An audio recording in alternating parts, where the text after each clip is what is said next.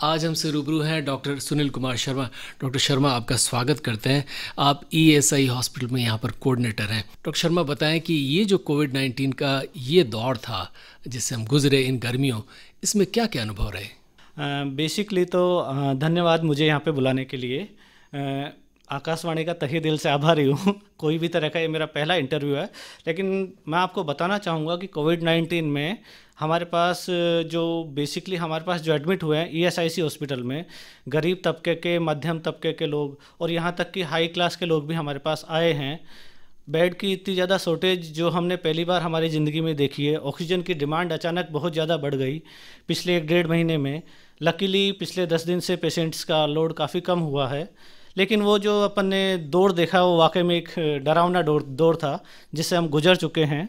और मैं पब्लिक से बस यही कहना चाहूँगा कि जो सोशल डिस्टेंसिंग, जो मास्क लगाना और जो हैंड हाइजीन का जो प्रैक्टिस है वो कभी नहीं छोड़े, क्योंकि वो चीज़ों की प्रैक्टिस छोड़ के हम उस दौर में पहुंच गए थे जहां से एक बार तो ऐसे लग रहा था कि वापस आना भी होगा या नहीं होगा।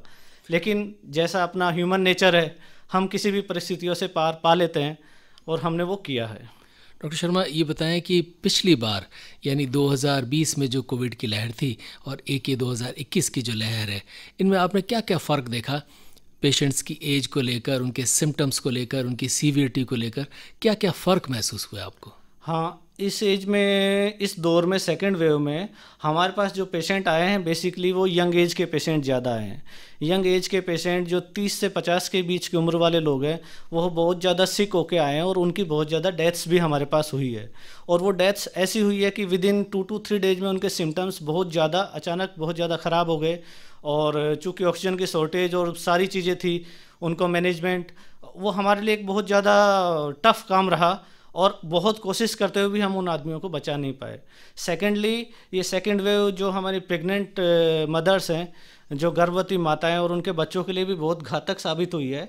जो डाटा हमारे पास पिछली वेव में था, बहुत कम प्रेग्नेंट मदर्स इससे अफेक्टेड हुई थी और मोर्टिलिटी तो न के बराबर थी। लेकिन सेकेंड वेव में हमने देखा कि वो डाटा अचानक बहुत ज़्यादा बढ़ गया। गर्भवती माताएं और उनमें सिम्टम्स और उनकी डेथ रेट वो भी बहुत ज़्यादा पिछली वेव के मुकाबले बहुत ज़्यादा बढ़ गई है। तो ये खासकर यंग एज और गर्भवती माताओं का जो हुआ है वो सेकेंड वेव में ज़्यादा हुआ है, जबकि पिछली वेव में सिर्फ ओल्ड एज वाले ही ज़्यादा अफेक्टेड थे। बाकी जिनको कोमॉर्बिडिटी है वो तो रिस्क फैक्टर पे हमेशा बने ही रहते हैं। डॉक्टर शर्मा, आपके हिसाब से क्या कारण रहे कि यंग पेशेंट्स और गर्भवती महिलाएं भी इस बार आए? देखिए, बेसिकली तो अगर हम साइंटिफिकली बात करें तो जो वायरस ने जो म्यूटेशन किया, वायरस का जो स्ट्रेन चेंज हुआ, सबसे बड़ा कारण तो वही है। उसकी वजह से वायरस ने अपना स्ट्रेन चेंज करके अब की बार गर्भवती माताओं और यंग एज वालों को निशाना बनाया। पिछली बार उसने ओल्ड एज को अफेक्ट किया था। तो बेसिकली अगर साइंटिफिकली बात करूं तो वायरस का म्यूटेशन ही सबसे ज़्यादा इस चीज़ के लिए जिम्मेदार है। डॉक्टर शर्मा, ये जो कोविड-19 का भयावह दौर गुजरा, क्या लगता है कि हमारी स्वास्थ्य सेवाएं इसके लिए प्रिपेयर्ड नहीं थी और यकायक ये समस्याएं इस वजह से बढ़ गई? ये आपको लगता है कि स्वास्थ्य सेवाएं तो समुचित हैं, लेकिन यकायक ये नंबर इतना ज़्यादा बढ़ गया कि हम उसे झेल नहीं पाए? नहीं, जैसा आपने कहा कि स्वास्थ्य सेवाएं तो हमारे पास भरपूर रूप से उपलब्ध थी, लेकिन अचानक इतने ज़्यादा केस आ गए और वो अप्रत्याशित रूप से बढ़े। उसके लिए कहीं ना कहीं हमारा सिस्टम पूरी तरह तैयार नहीं था। जैसे ऑक्सीजन की डिमांड अचानक बढ़ी, तो उस ऑक्सीजन की डिमांड को पूरी करने के लिए जो हमारे पास बेड्स थे वो कम पड़ गए, ऑक्सीजन सिलेंडर्स कम पड़ गए, प्रशासन को लगना पड़ा, हमको इंडस्ट्रियल ऑक्सीजन तक यूज में लेनी पड़ी। तो वो अपने यहाँ ही नहीं, पूरे देश में हुई है वो बात। तो ऐसा नहीं था कि हम तैयार नहीं थे, हम तैयार थे, लेकिन अचानक इतनी ज़्यादा नंबर्स के केस आना बिल्कुल एक तरह से अप्रत्याशित ही था। डॉक्टर शर्मा, क्या मोर्टेलिटी रेट भी इस बार ज़्यादा रही? और जो पेशेंट्स आए उन्हें किन किन चीज़ों की ज़रूरत पड़ी, ऑक्सीजन या दूसरी चीज़ों के ज़रिए वे ठीक होकर घर जा सके? हाँ, अगर देखा जाए तो पिछली वेव के मुकाबले मोर्टिलिटी रेट कुछ तो बढ़ी है ही है। बाकी जो सेकेंड वेव में हमें सबसे ज़्यादा ज़रूरत पड़ी है ऑक्सीजन बेड्स की, और ऑक्सीजन की डिमांड हकीकत में ही बहुत ज़्यादा रही है। हमारे पास जो भी पेशेंट आ रहे थे वो इतने ज़्यादा सिक कंडीशन में आ रहे थे और हमको उनको मेंटेन करना बड़ा मुश्किल हो रहा था। लेकिन हमारे प्रिंसिपल महोदय पोसवाल सर जी के जो दिशा निर्देश में हम कुर्सियों पर ही लोगों को ऑक्सीजन सिलेंडर लगा के ऑक्सीजन प्रोवाइड कर पा रहे थे, क्योंकि हमारे पास बेड नहीं थे। तो वो हम मैनेज करने की कोशिश कर रहे थे। ऑक्सीजन की डिमांड तो हकीकत में ही बहुत ज़्यादा बढ़ी है। डॉक्टर शर्मा, थोड़ा सा वो अनुभव बताएं कि जब आपके पास बेड्स खाली नहीं है और व्यक्ति को जीवन बचाने के लिए बेड्स की ज़रूरत है और आप दे नहीं पा रहे हैं। हकीकत में as a doctor, as a चिकित्सक, ये चीज़ बहुत दिल को तकलीफ दे होती है कि हम पेशेंट का इलाज नहीं कर पा रहे बेड की अनअवेलेबिलिटी के आधार पे। लेकिन सरकारी सिस्टम में होने के नाते हम पेशेंट को मना भी नहीं कर सकते।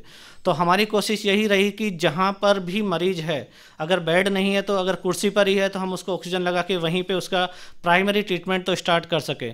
उसको जो इंजेक्टेबल्स की, जो लाइफ सेविंग ड्रग्स की ज़रूरत है, वो हम जिस जगह पे वो मौजूद है उस जगह पे हमने वो अपनी तरफ से प्रोवाइड करने की पूरी कोशिश करी है। ये रेडियो लेक सिटी है और आज हमसे रूबरू हैं डॉक्टर सुनील कुमार शर्मा। आप एक कोविड वॉरियर हैं। डॉक्टर शर्मा, इतने साल चिकित्सक का आपने पेशा किया है, नौकरी की है, और उसके बाद ये एकाएक कि कोविड-19 नाम का वायरस आ गया, इसने आपके पेशे को और आपकी प्रतिबद्धता को कितना प्रभावित किया है? अगर देखा जाए तो मैं बिल्कुल ग्रामीण क्षेत्र से काम करते हुए शहरी क्षेत्र की तरफ आया हूँ। मैंने वहाँ पे लोगों का इलाज जो जिस तरीके से किया है वहाँ, और उसके बाद डिस्ट्रिक्ट लेवल पे इलाज करके आज मेडिकल कॉलेज लेवल तक मैं पहुँचा हूँ। और यकायक अगर कोविड-19 तरह की कोई महामारी आती है तो यकीनन ये हमारे लिए एक बिल्कुल नई तरह की चीज़ होती है, जिसके बारे में हम सिर्फ किताबों में ही पढ़ा करते थे कि इस तरह की कोई भी चीज़ होती है।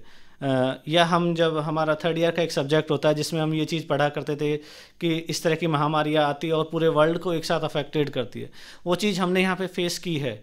और उस महामारी का पहला दौर हमने देखा, दूसरा दौर देखा, अब डर ये लग रहा है कि कहीं तीसरा दौर जो आने वाला है और जैसा संभावना जता रहे हैं कि वो बच्चों के लिए घातक साबित होगा। तो अगर वो ऐसा होता है तो वाकई में मतलब दिक्कत वाली चीज़ तो रहनी है। लेकिन बीइंग ए चिकित्सक हम सबको इस चीज़ के लिए प्रिपेयर रहना ही पड़ता है मानसिक रूप से कि गंभीर मरीज हमारे पास किस तरह से पहुंचते हैं और हमको उनकी जान बचानी ही बचानी है। डॉक्टर शर्मा, मरीज़ों की जान बचाने में मैन पावर की लिमिटेशंस है, इक्विपमेंट्स की लिमिटेशंस है, बेड्स की लिमिटेशंस है, ऑक्सीजन या दूसरे सपोर्ट सिस्टम की लिमिटेशंस है। कितना हम उनकी जान बचा पाए और कैसे बचा पाए? देखिए, इस पूरे में जो आपने चीज़ें बोली हैं, इसमें एक पूरा टीम वर्क काम करता है।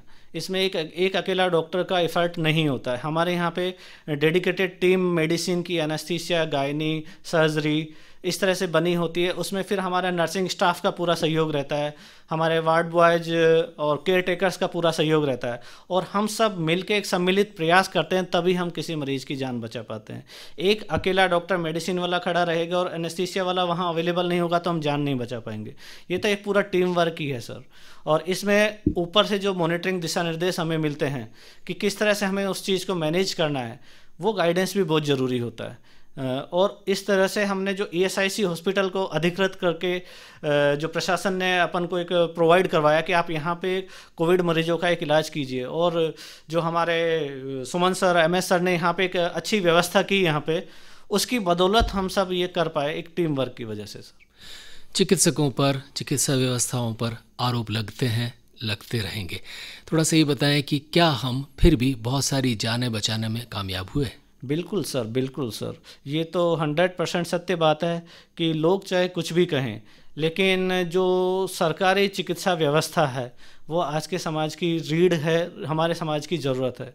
अगर ये नहीं होगी तो इस तरह की महामारियों में मरीज कहाँ जाएंगे? आप खुद सोचिए। हमारे पास चाहे कितने ही प्राइवेट मेडिकल कॉलेज हो, कितने ही प्राइवेट हॉस्पिटल्स हो, वो इस तरह के लोड को झेलने के लिए नहीं बने होते। अचानक जो अप्रत्याशित रूप से संख्याएं बढ़ती है मरीजों की, उसके लिए आप देखिए कि हमने हमारे MB हॉस्पिटल को, फुल हॉस्पिटल को कोविड हॉस्पिटल में कन्वर्ट कर दिया। और ये क्यों पॉसिबल था? क्योंकि हमारे पास एक सुदृढ़ एक मेडिकल कॉलेज यहाँ पे उदयपुर में गवर्नमेंट साइड में मौजूद था, तभी हम इतने सारे मरीजों को हैंडल कर पाए। डॉक्टर शर्मा, कोविड-19 महामारी के इस बीते दौर ही कहेंगे हम, बीते दौर में आपके पास बहुत सारे चैलेंजेस आए। हालत यहाँ तक थी कि बेड्स के लिए लोग सिफारिशें कर रहे हैं, गिड़गिड़ा रहे हैं, आपके पास आ रहे हैं। इस दबाव को कैसे झेला? आप कह सकते हैं हमारे पास दबाव तो था, लेकिन एक्चुअली में जिस किसी का भी अगर चाहे सिफारिश भी आ रही है, पेशेंट की कंडीशन तो हकीकत में ही ख़राब थी। किसी नॉर्मल पेशेंट को भर्ती कराने के लिए तो सिफारिशें आ ही नहीं रही है। तो हमारी प्रायोरिटी यही रही कि इस तरह के जो भी गंभीर मरीज है उनकी कंडीशन के अनुसार जिसको सबसे ज़्यादा ज़रूरत पहले इलाज की है उसको उसी तरह से इलाज मिले, और जिसको हम भर्ती नहीं कर पा रहे किसी कारण से तो वो जिस जगह पे है वहाँ पे हम उसको इलाज प्रोवाइड करवा पाएँ। हालांकि 90% लोग यूँ मानना चाहिए कि ये मान चुके हैं कि कोविड-19 हमारे सामने ख़तरे की तरह मौजूद है और इसने बहुत सारे परिवारों के मुखियाओं को, परिवार के घरों के लोगों को छीना है। लेकिन इन सब के बावजूद अभी भी एक बहुत बड़ा तबका है जो ये मानता है कि कोविड-19 कोई ख़तरा नहीं है। अभी भी बहुत सारे लोग ऐसे हैं जो गाँव में या शहरों में यूँ ही घूम रहे हैं, जो ये सोचते हैं कि ये कोविड-19 एक फार्मास्यूटिकल इंडस्ट्री की बनाई हुई डिज़ीज़ है। इस तरह की बातें बहुत सारे लोग अभी भी हमारे यहाँ लोग दुर्भाग्य से कर रहे हैं। इन्हें क्या कहेंगे? इन सब लोगों को तो मैं बस एक बात ही कहना चाहूँगा कि एक बार आप आइए और हमारे हॉस्पिटल में हमारे साथ अंदर की तरफ राउंड कीजिए। आपको जो इस बीमारी की भयावहता है वो बिल्कुल सामने आएगी। जब आपको यंग एज का मरीज एक एक सांस के लिए तरसता हुआ दिखाई देगा, जब एक 40-50 साल का परिवार का मुखिया उसको जब बाईपेप वेंटिलेटर लगा हुआ, मास्क लगा हुआ है, अगर उसको खाना खिलाने के लिए 1 सेकंड के लिए भी मास्क हटाते हैं तो किस तरह से वो एक एक सांस के लिए, ऑक्सीजन के लिए तरसता है। जब आप खुद अपनी आंखों से इस चीज़ को देखेंगे तो शायद ऐसे लोग जो इस चीज़ को नहीं मानते वो इस चीज़ को मान जाए। डॉक्टर शर्मा, हम ये मान के चलें कि ये दौर जो था, भयावह दौर, ये गुजर चुका, तो क्या ये सच है? कुछ हद तक हम ये कह सकते हैं कि हाँ, केस लोड तो कम हुआ है, लेकिन दौर गुजरा नहीं है। हमको जो सावधानियां हैं, जो मास्क है, सोशल डिस्टेंसिंग है और बार बार सैनिटाइज़र या साबुन से हाथ धोना है, अनावश्यक घर से बाहर नहीं निकलना, इन सब चीज़ों को फॉलो करना ही पड़ेगा। और ये मान के चलिए दिस इज़ न्यू नॉर्मल, हमको इस न्यू नॉर्मल को फॉलो करना ही पड़ेगा। इस तरह की बीमारियां आती रही हैं, आती रहेगी और अभी चल रही है, हम देख रहे हैं, तो हमको वो न्यू नॉर्मल तो सीखना ही पड़ेगा। सर, रेडियो लेक सिटी में हमसे रूबरू हैं डॉक्टर सुनील कुमार शर्मा। डॉक्टर शर्मा, ये बताएं कि बहुत सारे पेशेंट्स जो आपके पास भी आए, आपके हॉस्पिटल में आए, दूसरे हॉस्पिटल बहुत सीरियस कंडीशन में पहुँचे, बताएं कि क्या कुछ गड़बड़ियाँ हुई कि वे इस गंभीर स्थिति तक पहुँच गए और एक तरह से उनकी जान पर बन आई, बाद में बची या नहीं बची अलग मुद्दा है। क्या क्या गड़बड़ियाँ मरीजों के स्तर पर, लोगों के स्तर पर हुई? लोगों के स्तर पर तो गड़बड़ियाँ जो हम देख रहे हैं वो बिल्कुल जग जाहिर है। लोगों ने एक समय ये सोच लिया था कि ये तो कोविड-19 की बीमारी बिल्कुल ख़त्म हो चुकी है।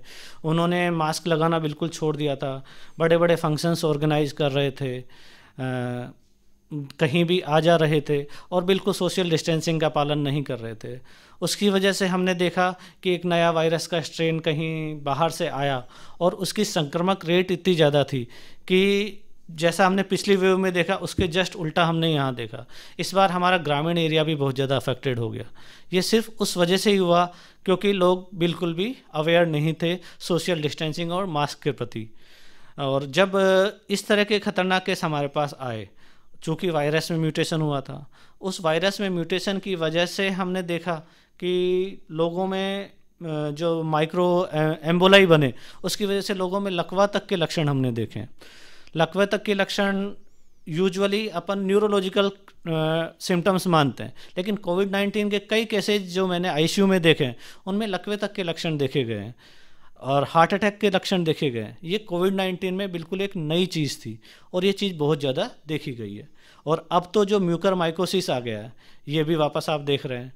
तो ये सब चीज़ें इंटर रिलेटेड है कहीं ना कहीं। कुछ ना कुछ जो हमने चीज़ें भूल गए, हमको जिनको पालन करना था। तो बस मैं तो लोगों से यही कहना चाहूँगा कि मास्क लगाए रखें, लोगों से दूरी बनाए रखें, कोई ज़रूरत ना हो तो घर से बाहर नहीं निकले, और अगर निकलना है तो एक बार ESIC हॉस्पिटल आके चक्कर लगा ले, आप दोबारा कहीं बाहर निकलने की सोचेंगे नहीं। डॉक्टर शर्मा, बहुत सारे लोग या अधिकांश लोग जो अब कोविड-19 से नेगेटिव हो चुके हैं, यानी बीमार रहे, एडमिट रहे या घर पे रहे और स्वस्थ हो चुके हैं, उन्हें भी आने वाले समय में कोई समस्याएं हो सकती हैं?